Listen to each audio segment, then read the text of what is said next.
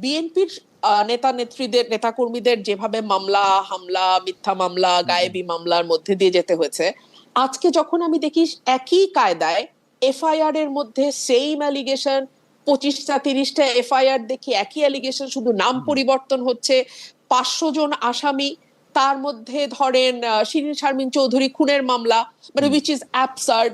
তো এই বিষয়গুলো যখন আমি দেখি, চা মানে লাইফটা ভরপুর, চা মানে ইস্পাহানি মির্জাপুর, তখন আমার কাছে মনে হয় এগুলো ভীষণ রকম অন্যায়। এবং একজন আইনজীবী হিসেবে, একজন আইন প্রণেতা হিসেবে, একজন নাগরিক হিসেবে, একটা স্বাধীন দেশের নাগরিক হিসেবে এটা প্রতিবাদ করার একটা মানে কি বলবো, এটা আমার প্রাথমিক দায়িত্বের মধ্যে পড়ে। এখন এটার বেনিফিট শিরিন শারমিন চৌধুরী পাচ্ছে না এটার বেনিফিট তারেক রহমান পাচ্ছে, এটার চেয়ে অনেক বেশি গুরুত্বপূর্ণ হচ্ছে অন্যায়টার বিরুদ্ধে আওয়াজ তোলা।